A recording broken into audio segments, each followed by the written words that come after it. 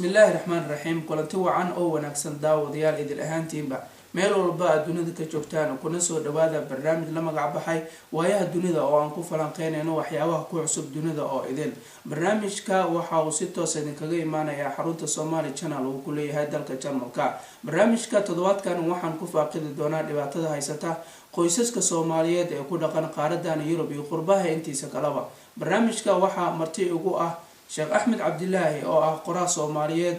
sidoo kalena ah imaamka Masjid Salaam ee ku yaala magaalada Wolfsburg ee dalkan Jarmalka. barnaamijkan waxaa idin soo jeedinaya anigoo ah Cabdifataax Xuseen Goli. kuna soo dhawow Sheekh ugu horeen ee barnaamijka. بسم الله الرحمن الرحيم الحمد لله رب العالمين وصلى الله وسلم على سيدنا محمد وعلى آله وصحبه وسلم أجمعين. برنامجك وكل واحد عبد الفتاح آد مهتسنتهي برنامجك مقع عضو بحسي وبرامجك كفاقيدي سنة runtii waa arrimo muhiim ah oo bulshada Soomaaliyeed gaar ahaan kuwa qurbaha jooga ee wadankoodii ka fog ee dhibaatooyinka badan ay haystaan inuu adeega rajaynayna insha Allah. Sheekh aad iyo aad ayaad u mahadsan tahay marka hore sida aad barnaamijka aad iga ogolaatay inaad maanta igala qayb qaadato. barnaamijkani waayaha dunida waa barnaamij aan ku faaqideyno siyaasadda Soomaaliya, waxyaabaha ka dhacay caalamka oo idil, hadday ahaaneed arrimaha qoyska, arrimaha jacaylka, dagaalada ka jira dunida, dibadbaxyada caalamka ka socda, waxyaabahaas oo idil baan ku faaqideynaa barnaamijkan.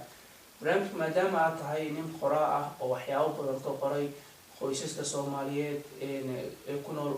qurbaha qaasatan kuwan ku nool qaaradan Yurub, oo buugaag badan aad samaysay, muxaadarooyin badan aad jeedisay oo aad kaga hadlayso dhibaatooyinka haysta qoyska. taa maxaa sabab u hadii kartaa burburka haysta qoysaska Soomaaliyeed ee ku nool qaaradan Yurub?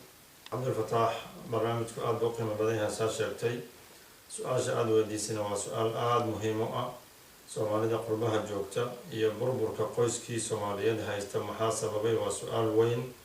jawaabteedana dhinacyo badan baa laga fiirin karaa, laakiin waxaan ka bilaabaynaa inagu guurku inuu yahay arrin bulsho iyo qoys iyo laba qof bas aan khusaynin ee khusaysay laba qabiil ama laba cashiiro ama laba family oo ilmahoodii ay dhaleen inay isu dooraan, isu keenaan, isku sharfaan, isu guuriyaan ku salaysnayd. markii wadankii iyo qaaradeennii aan joognayna waxay arrintu ahayd guurka labada qof ee uu ka dhexeeya basi ma haynin ee xaafadda dhan ba isla haysay. waa la isku ilaalin jiray, waa la isku sharfi jiray, xoolaa la kala bixin jiray. markuu wax yar oo qalad dhaco waa la isu labada xafood baa isu imaan jiray, qaladkii baa la sixi jiray. gabadha hooyadeed baa u caqli celin jirtay, hooyadeed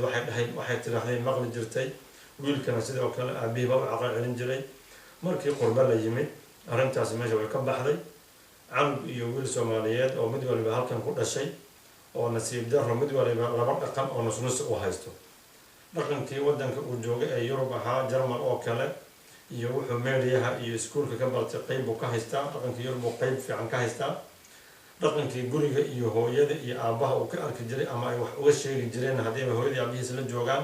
qayb uu ka haystaa. labadii marka la isku daray, labadii marka male marjic midaysan, meel ay u laabtaan oo midaysan. haddii qalad dhaco, haddii la isfahmi waayo, xageen u laabanaa, halkeen ka saxnaa waxa laga qaldan yaan ula laabanaa, dhibba ka yimid. taas marka waa arrin burburka keentay. midda kale ee taa kasii horeysay haddiiba labadii meesha isku guursaday saa ay yihiin, waxaa kale oo kasii daray dadkii iyagoo isqaba yimid.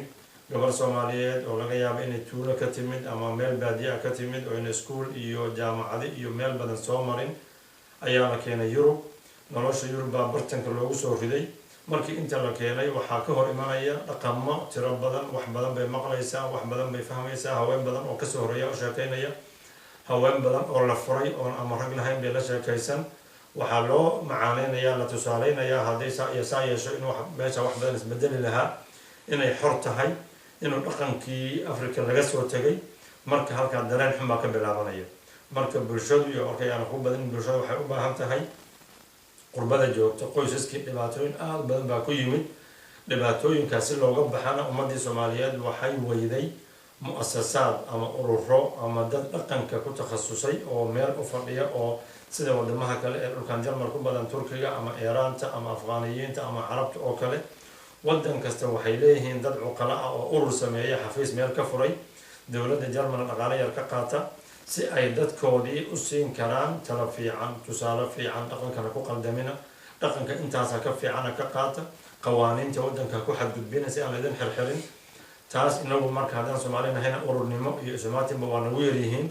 marka waxaan dhihi karaa arrinta qoyska burburkeeda waxaa wax badan sababay kaljarkii oon kasoo fogaanay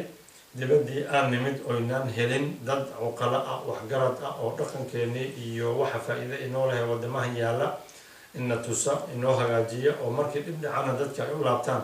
taasaa yaraatay marka halkaa waxaa ka dhacay burbur fara badan qoysaskii burbureen caruurtiina dayacantay nasiib dar sheekh waad mahadsan tahay waxaad ka dhawaajisay dhibaatada jirtaa inay tahay soomaalidu ma laha muasasaad ama ururo oo runtii u dooda ama isku xira soomaalida inteeda kale taasi maxaa u diidaa la dhihi karaa soomaalida inay samaystaan ururo oo isku xira bulshada soomaaliyeed cabdilfataax su-aashaasi waa su-aal aada muhiim u ah waxaana ka baqayaa inaan dhaho sidii ninkii heesaagaha soomaaligaha uu yiri waa su-aal da-weyna madaxa daaninaysa in ummadda soomaaliyeed meel kasta oy joogto ayna helin ama ku guulaysanin inay samaysato ururo iyo hay-ado isku xiran isku duuban u adeega ummadda wax u qabta arrintaasina asbaabo badan bay leedahay asbaabihii aanu markaan wax badan ka fikiray qaar ka mida waxaa iisoo baxday soomaaliya dowladnimada ka hore ma ahayn waddan reer magaal ah oo ururo iyo mu-asasaad iyo axsaab iyo maqaar waaweyn leh saldhigyo waaweyn ayay leeyihiin dadku waxay iska aheen reebaadiya iska guura ah cid walbana ay xoolaheeda iyo ceelasheeda iska cabto kadib markii dowladnimadii la helayna dhib kala dhacay waxaa noo dhashay kacaan la yidhaaho kacaankii 21 Oktoobar kacaankii wuxuu sameeyey ama dicaayad weyn uu ka sameeyey dadkan la yidhaaho kacaan diidka wuxuu sameeyey kacaankii ama hirgeli waxa la yidhaaho dadka ururada sameeya dadka shirarka sameeya dadka hoos ka shiraa waa kacaan diid waa gaalo shaqeeyayaal waa dad ay kasoo horjeeda qarannimada Soomaaliya taasuu iclaamkii iyo dadkii madaxa kaga buuxiyey waxaa kale oo asbaabaha ka mid ah soomaalida isu imaatinka iyo ururada sameynteeda u diiday mar badan in uu nagu jiro cudurkii xumaa ee la yaqiinay reerheerka iyo noo kala qaybin jiray oo qofku markuu maqlo urur baa la sameyn meel baa la isugu iman dad baa wax wadaagaya uu ka fikiri kow horta meesha u sarreysayaa jooga ma reerka nagaa jooga mise dad kala jooga arrimahaas oo dhan waxaa kaloo intaa lagu sii darayaa in markii qurbaha la yimid ama intii aan la soo qaxinba ay waddanka ka dhaceen dad diintii islaamka inay isku dayeen inay iyagu faham gaara oo wadamaha khaliijka iyo meelaha u badan ka yimideen ay ku dabaqaan marka mafaahiimta diinta inta isagu uu ka haysta maaha in kale inuu maqlo oo fahmaba aan diyaar u ahayn kadibna dadkii u fahamsiiyeen ruuxii cimaamad guduudan xirta iyo ruuxii indhashareer qaata iyo ruuxii garka la baxa ayaa islaam saxa oo soomaali sax ah waxaan xasuustaa tusaale yar haddaan idin siiyo hadda ka hore magaalo waddanka jarmalka mid ahoo weyn oo soomaali badan degan tahay baan tagay cashir baan ka bixiyey waxaan ka hadlay dadka in la isu keeno loo helo urur iyo dad waxgarada oo ummadda hogaamiya ummadda isku xira ummadda danteedii ka taliya magaaladaas aan sheegay waxay magaaladii dadka ajaanibta u ogolaatay in ay siiso guryo waaweyn dadka ururada ah oo isu yimaada oo ay ku adeegtaan oo ay bulshadooda ugu yeeraan oo xafiis laga siiyo marka waxaan idhi fursadaha iska dayicina tashada si cad oo qiyaxan u wada hadalka markoona isugu naxariisanina laakiin markii hadalka lasoo go-aamiyo meel lagu soo dhammeeyo meeshii lagu soo dhameeyey halaysu raaco halaysku ogaado ilaa haddana shir kale laysaga iman doono doorasho kale laysu iman doono nin baa sheekha wuxuu yidhi sheekh waxaad ka hadlayso ma dadka aan ehludiinkaba ahayn oo aan tawxiidka haysanin baa dadka lala midayn karaa oo laysu keeni karaa waa ninkii dadka u shaqsanaayo oo qamiis cad qabay oo yaa su-aasha ay weydiin marka waxaan ku weydiin lahaa dadka in la kala saaro oo ahludiin iyo munaafiqiin iyo loo kala saaro waa arrin adag waxaan adig weydiin lahaa qofka xakamka ah ama qaadiga ah ee dadka kala sanifaya adu waad fiicantahay adu waad xuntahay adu munaafiq baad adu waad xuntahay kala saari lahaa yaa waa isaga horta xaggee joogaa maxaa yeelay rasuulkeenii subana kadib sala allahu calayhi wasalam ma jiro qof asagu awood ama karti u leh ama caqli authority u haysta inuu dhaho adu waad fiicantahay xagga istaag adu waad xuntahay xagga istaag ma jiro ummadda qof kasta ilaah baa xisaabin doono qof kasta waxaa la rabaa sida uu yahay in ilaahay loo soo jiido halka uu joogo waxa fiican loogu yeero marka ayaan warka u dheeraanin mu-asasaad inay soomaalidu yeelato asbaabo badan baa diiday maca daalika hadda wadamaha qaarkood iyo magaalooyin badan oo aan maqlay urur fiican ka jiraan dadkii inay isu yimaadaan ay bilaabeen waxaana hormuudka arrintaas oo mar badan la oran karaa waa noqdada koobaad ee laga bilaabayo in magaalada ama gobolka markaa la joogo laga helo dad waxgarad ah oo ummadda inta ururka hana qaadayo isku haya oo u jilciya oo u dhimriyo oo tartiib ugu wada intaa markii la helana dadkii way dhadhansanayaan way fahmayaan faa'iidada ururku u leeyahay iyo inayna dhici karin urur hal qabiil iska wato inay yurub ka samaysanto mana jirtaba mana dhacayso aan weligay urur qabiil ma qadarin inuu wax samayn karaan ma u malaynayo maxaa yeelay waxaan aaminsanahay in ay qof kasta oo waxqabad ah oo karti ilaahay uu siiyey inuu ummadiisa wax u qabtay ay sharaf u tahay ay wanaag u tahay sidaa darteed hadda way bilaabatay waxaana jecelahay ilaahay ka rajaynaya subxaanahu watacaala in ay dadkaas ummadda u hana qaaday inay ururo u sameeyaan wax u qabtaan ku dadaalay ayna arrintaa ka harin guuli fiicanna ka gaaraan dadaal fiicanna kusii bixiyaan baan ihla jazaakum allahu khayran sheekh midda kale waxaa jirta dhibaatooyin fara badan oo runtii xataa ay nala yaabeen dadka ajanabiga ahaa gaalada ay kuleeyihiin dad islaam ahadaya tihiin maxaad ku dhaqmaysaan haddii hadda tusaale ahaan aan usoo qaadano sanadkii hore dhanka Norway waxaa la xirxiray qoysas fara badan oo sheegtay inay yihiin dad kala tagay haddana isku imaanaya habeenihii oo kale ama xilliyada qaar kulmaya xagga dowladii way kala tageen laakiin sidii kale caadiga ah way isku qabaan taa diinta maxay ka qabtaan su-aashaasi waa su-aal aada muhiim u ah waana su-aal ku xiran akhlaaqda diinta dhaqanka fiican intaba kasoo horjeeda ficilkaasi waa ficil islaamka iska daa qofka damiirkiisaan siinaynin in uu been ku dhaqdo diinteena islaamku walaalo waxayna bartay oo ilaahay oo qur-aankiisa ku caddeeyey uu yiri hal jazaau lixsaani ila alixsaan waxa wanaagsan qofkii wax wanaagsan kuu sameeya abaalgudkiisu ma noqon karaa wax aan wanaag ahayn maya ma noqon karo arrinta la yidhaaha sabareedka ama qoyskii inay dowladda u sheegaan inay isfureen oy kala guureen oo isnaceen kadib ay hoosna iska qabaan laba guri kala degaan bil dheeraada la kala siiyo kadibna hoosta la isaga yimaado ilmihiina meesha kasii dhadhashaan qoyskii oo isfuray oo kala tegay sida u qoran waa arrin aada u foolxun diinteena islaamka habba yaraatee meel ay kasoo geli karta ma jirto waxaana ka dhalanaya khataro waaweyn oo dadka waxaa ku kacaya ilaahay aan uga baryeyno inay uga toobadkeenaan ay kasoo laabtaan kow inaad diintaadii islaamka iyo sharaftaadii been aad ugu qabayso been ku dhaqdo khayaano aada u xun in aada bulshadii aada u timid sharciga iyo nolosha iyo shaqada iyo caafimaadka ku siisay aada khayaano adagoo raadinaysid $100-200 wax u dhigma inaad khayaano ula kacdo midda kasii weynba intaasoo dhanna in aad ilmahaagii xaaraam inuu yahay u nisbayso ilmihii aada dhashay ee saad sheeganaysa ama qoyskaasi ay sheeganayaan meher xalaala ku dhashay aada hadda u qorto inuu yahay ilmo uu saaxiib dhalay arrintaas waa arrin oo qofka muslimka ee damiir kale uusan qalbigiisa marna siin karin baan islaahay anigu marar badan oo soomaalida meelo badan shirar ugu tagay Sweden iyo meelo ay ka mid tahay dadkii weydiiyey waxaan ku oran dadii waxaad weydiinaysaan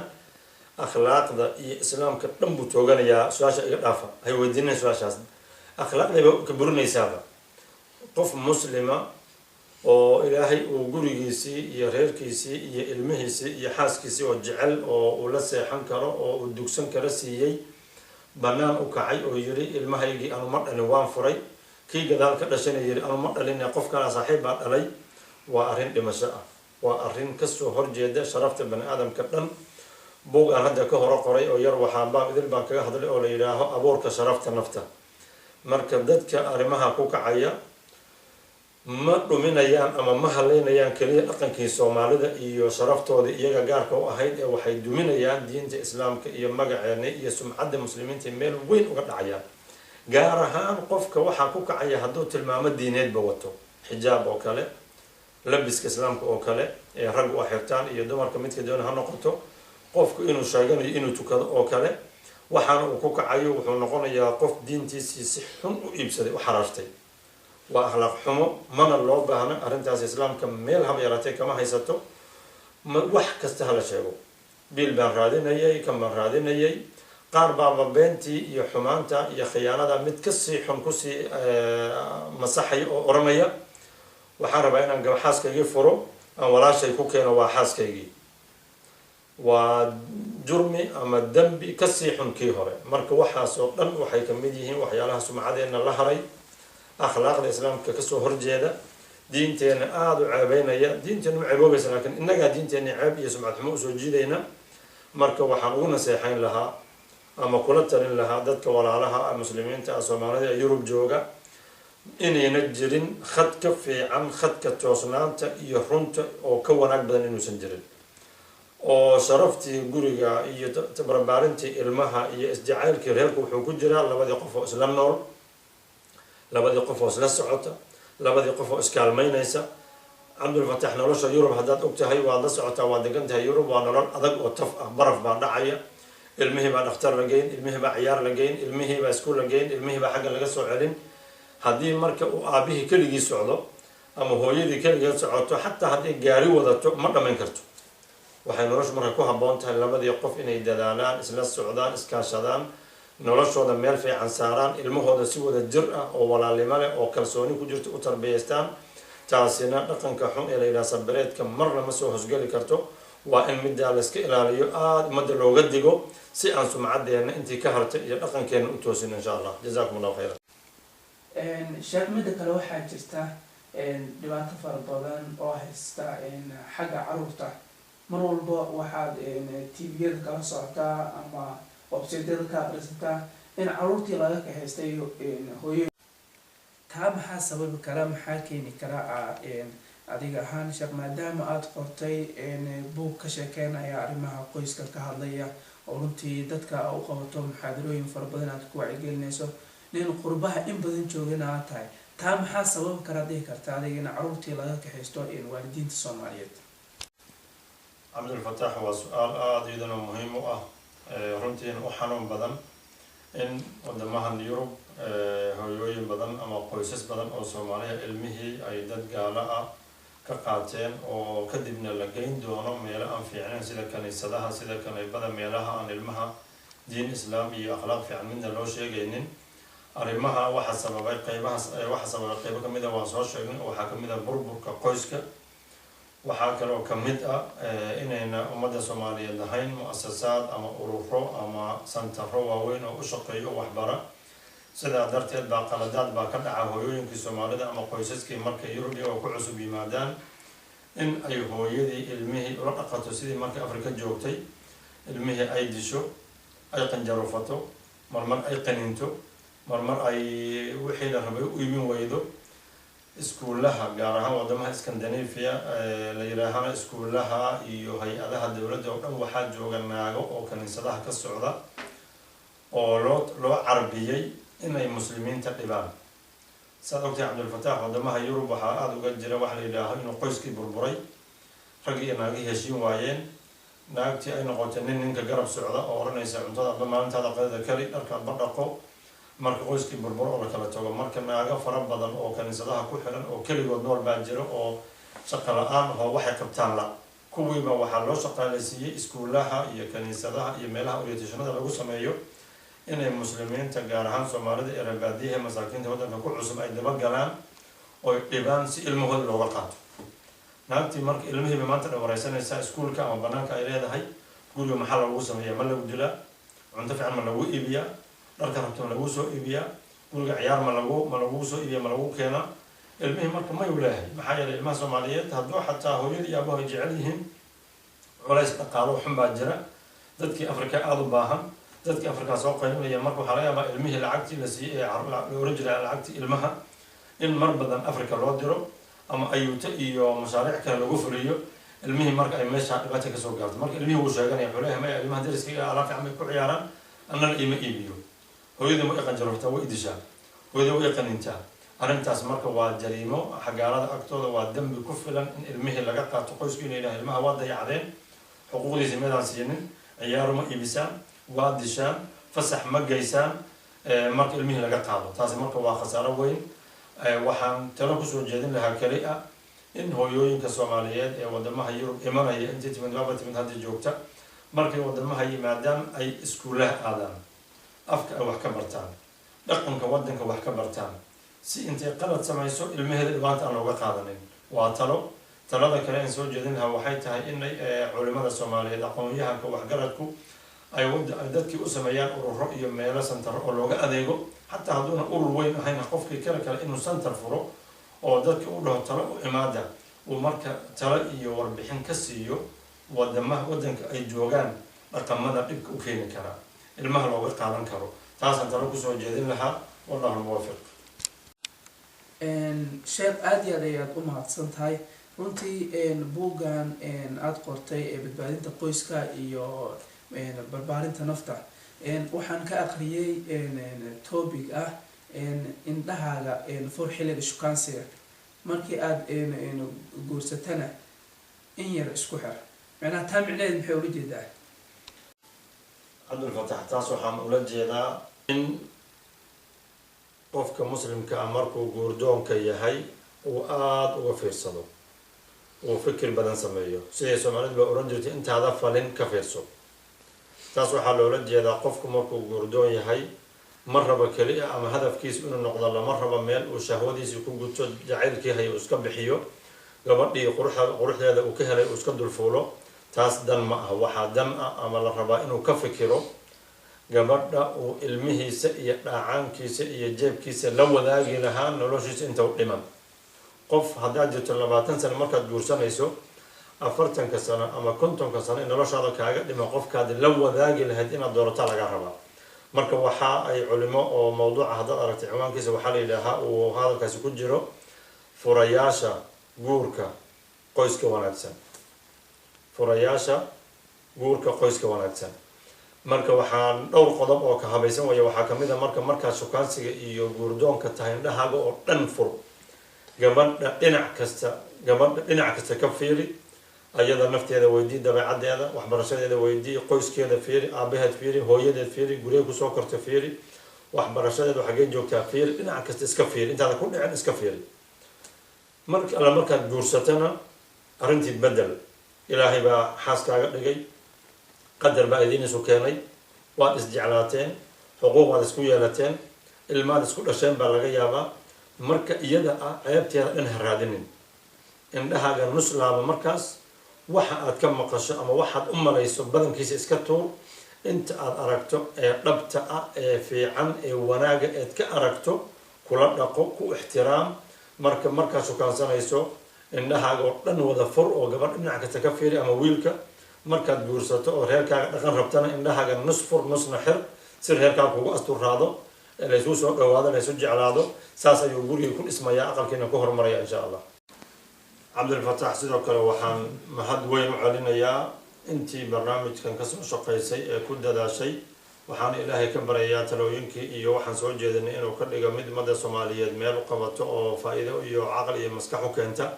waxaa kaloo mahad weyn iskale TV-ga Somali Channel oo runtii ay ka baxaan barnaamij fiican oo aqoon-yahan iyo codka qoraaga iyo mataqaana barnaamij oo asliyahay ummadda aayaheeda dambe faa'iido fiican u leeyihiin soo bixiya. marka waxaan idin rajaynayaa idinka adiga Cabdulfataax gaar ahaan iyo dhammaan bahda TV-ga Somali Channel ba guul iyo horumar iyo wanaag badan baan idin rajaynayaa. ilaah baana mahad iskale mar hore iyo mar dambe aad baad u mahadsantihiin إن شاء الله أنا وحنا رجينا يقول يهرمر في عمل رجينا. داود يلا وحنا هالكاس كسوق جبيننا برنامج كاني وياه الدنيا أو تضوات كان نكفل عقين هني حالة دا قيسس كصوماليات أو قرب جوكتا وعن برنامج كتضوات كان مرتي وجوها شيخ أحمد عبد الله أو قراء صوماليات سلو كلنا إمام كمسجد السلام يكوي على مقالة فولسبرو سلو كل برنامج كوحنا هاد علني كامير مانكا وبرنامج كسوين وصح القامي وفائز حق فرسمده واصحاب تهدا احمد تاجر iyo saaxiibkayga Nuurdin barnaamijkan waxa idin soo saaray anigoo ah Cabdifataax Xuseen Gole intaan barnaamijkan mid la mid aan ku kulmi doono waxaan idin tagayaa sida in assalamu alaykum wa rahmatullahi wa barakatuh